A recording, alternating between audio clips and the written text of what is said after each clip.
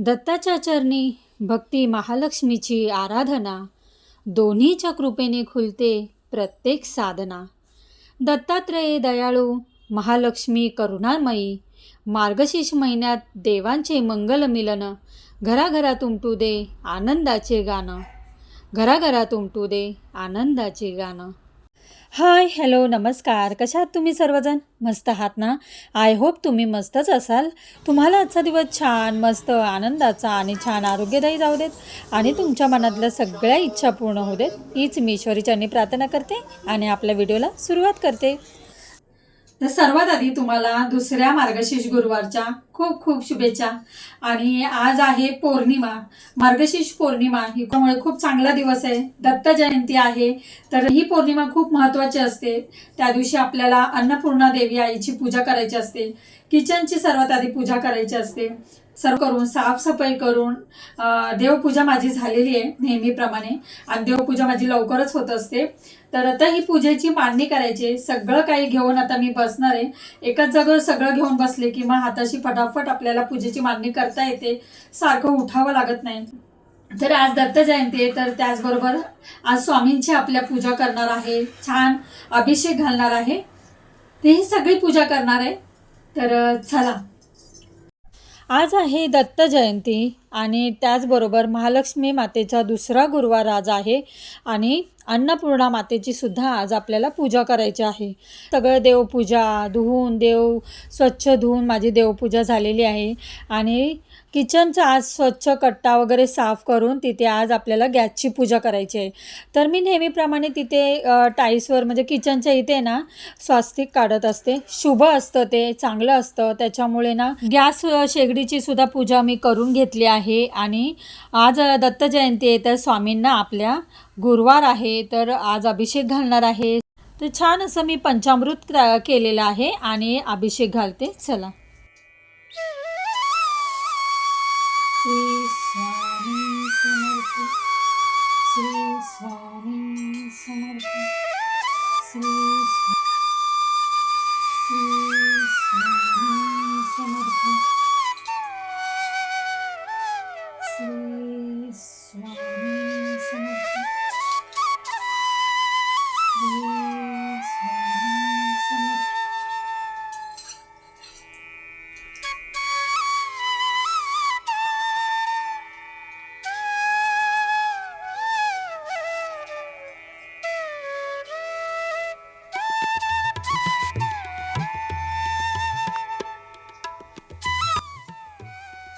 स्वामींना छान अभिषेक घातला आणि त्यांची पण आज मनसोक्त पूजा केली। ही देवपूजा करताना खरंच मनातून का होईना कामं करताना यूट्यूबवर किंवा तुम्ही एक मंत्र जप लावला ना तरीसुद्धा चालेल।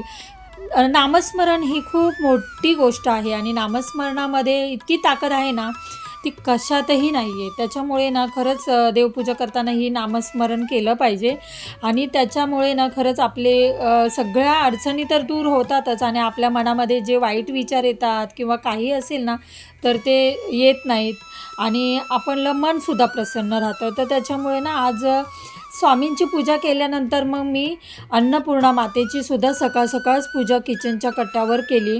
किचन, गॅस किचन हे तर आपल्या देवीचं तिथे स्थान आहे, त्याच्यामुळे ना अन्नपूर्णा मातेची मी किचनवरच पूजा करत असते।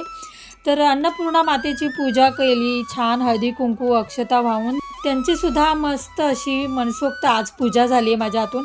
त्यांनासुद्धा कुंकुम वाचन केलं आणि तांदूळसुद्धा व्हायचे असतात, तर ते तांदूळ मी आज वाहिले आणि खूप खूप बघा ना, घरात धूप दीप दाखवलं आहे ना, इतकं छान वातावरण झालं होतं ना। खरं अशा वातावरणामुळे ना घरातली निगेटिव्हिटी बाहेर जाते आणि घरामध्ये ना कापूर, भीमसेन कापूर जाळायचा असतो, खूप चांगलं असतं।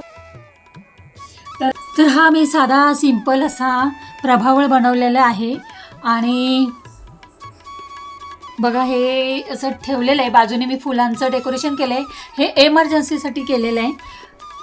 तर आता छान अशी मी पूजेची मांडणी करणार आहे।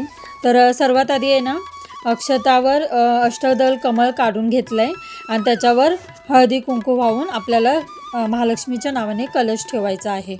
तर ही सगळी पूजा आहे ना सकाळीच मी मांडणी करते, कारण सकाळी पूजा केली ना खरंच खूप चांगलं असतं, घरातलं वातावरण छान राहतं, देवीचा आपल्या सतत वास राहतो. हे मी नेहमीच असं बोलत असते, पण खरंच मला असं वाटतं की तुम्हाला सांगावं की जेणेकरून आहे ना, जरी आपल्याला वेळ नसेल ना तरी सकाळी लवकरात लवकर पूजा करण्याचा प्रयत्न हा केलाच पाहिजे. त्याच्यामुळे आपल्या देवीचा घरामध्ये ना सतत वास राहतो आणि देवीचं आपल्याला जितकं करता येईल ना तितकं मनापासून आपण केलं ना, देवीला अजून काय पाहिजे. आपण आपलं फक्त मनापासून श्रद्धेने करतो ना, हे खूप महत्त्वाचं आहे. मग ती पूजा साधी मांडली ना तरीसुद्धा चालते.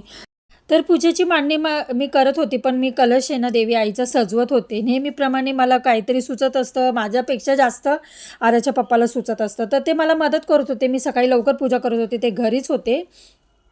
आणि खरं सांगायचं बघितलं ना तर आहे ना, खरंच म्हणजे आपल्या पुरुषांना आपल्या घरामध्ये वेळ नसतो, पण त्यांना सोबत घेऊन जी पूजा करणं असतं ना, खूप चांगलं असतं. पण आता बघा हे ना माझ्याबरोबर पूजा करत होते, पण देवी आईने इतकी परीक्षा घेतली ना आज, काय सांगू. म्हणजे मी देवी आईचा कलश सजवत होते, तर ते मला आहे ना वस्त्र लागतच नव्हतं व्यवस्थित. मला जसं पाहिजे तसं बसत नव्हतं मेन म्हणजे, तर मला ते येऊन मदत करत होतेच. शेवटी मला त्यांनी करून दिलं आणि बराच वेळ गेला त्याच्यामध्ये. खरंच देवी आई काय परीक्षा बघत होती की काय काय माहिती नाही, पण खूप उशीर झालाच पूजा मांडायला. आणि त्याच्यानंतर ना मग पुस्तक वाचायला घेतलं, पण त्याच्या आधी मला कुंकुमवाचन करायचं होतं देवी आईचं श्रीयंत्रावर. त्याच्यामुळे ना खरंच आज पौर्णिमा होती ना, तर मला हे सगळ्या सेवा करायच्याच होत्या आज. आणि त्याच्यानंतर मग धूप दीप दाखवून मी पुन्हा छान असं टी व्हीवर मंत्र लावलं होतं आणि श्रीयंत्रावर कुंकुमार्चन करायला घेतलं. तर मी देवी आईची पूजा मांडणी केली आहे ना, त्याच्यासमोरच श्रीयंत्र ठेवलं आणि त्याच्यावर कमळगट्ट्याची माळ ठेवली आणि मनातल्या मनात आपण श्री महालक्ष्मी देवीचा जप केला ना तरी चालतो. तर आज पौर्णिमा आहे ना, तर आपण कुलदेवतेचं मूर्तीवर किंवा टाक असतो त्यांच्यावर किंवा अन्नपूर्णा मातेच्या आईच्या मूर्तीवर किंवा श्रीयंत्रावर महालक्ष्मीवर आपण आहे ना कुंकुमवाचन करू शकतो. आणि कुंकुमवाचन करणं हे खरंच खूप चांगलं असतं.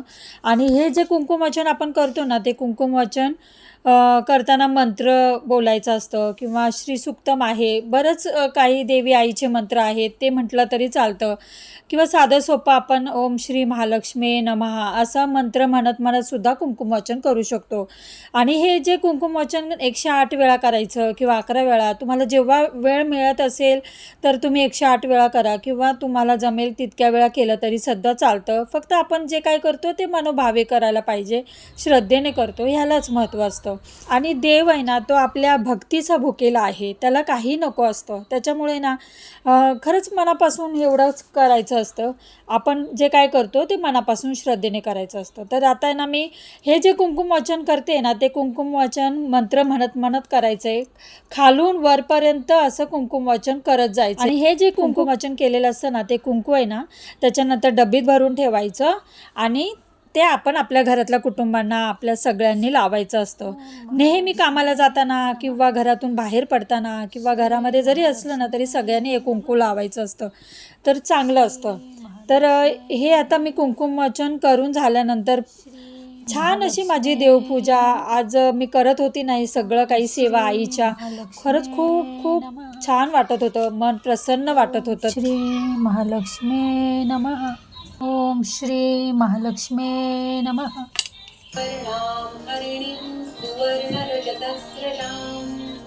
चंद्रां हिरण्मयीं लक्ष्मीं आवह जातवेदो लक्ष्मीमनपगामिनीं प्रियं देवीमुपहये श्रीर्मा देवी जुषताम्. आई महालक्ष्मी माते की जय, अंबे माते की जय. जय देवी जय महालक्ष्मी, रूपे तू सूल सुष्मी. जय देवी करवीर पूर्वासिनी सुरहर मुनी माता, पुरहर वरदायिनी मुरार प्रियकांता, कमलाकारे जठरी जन्मविला धाता, सहस्रवदने नुबरून प्रियकांता. जय देव जय महालक्ष्मी, वसती व्यापक रूपे तू सूल सुष्मी. जय देवी जय महालक्ष्मी माते की जय, अंबे माते की जय.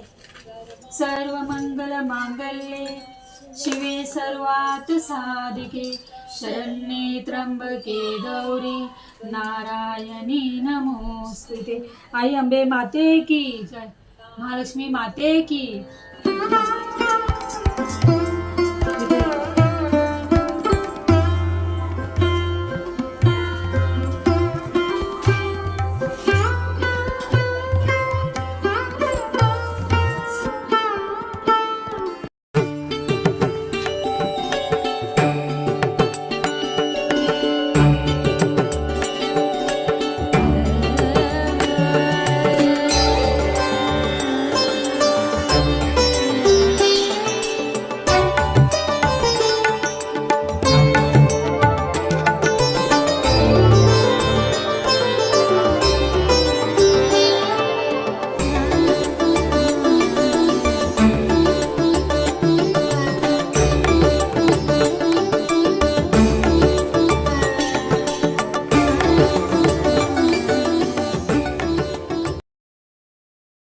छान अशी माझी आज सुद्धा मनसोक्त पूजा झाली आणि त्याचबरोबर मग जेवण मी आज देवी आईला नैवेद्य दाखवायचा होता.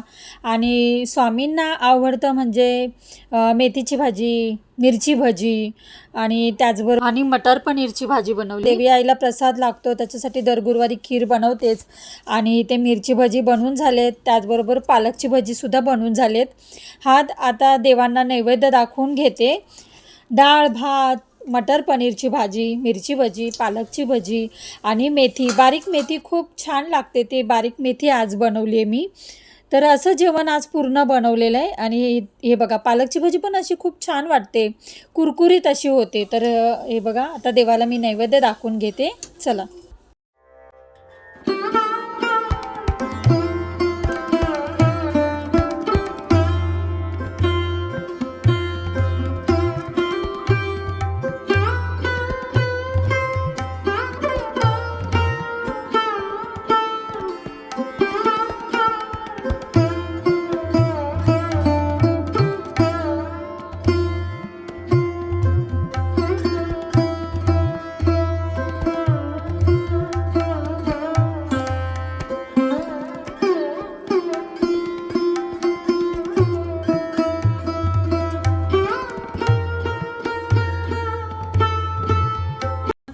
नेहमीसारखी आज सुद्धा माझी छान अशी पूजा झालेली आहे.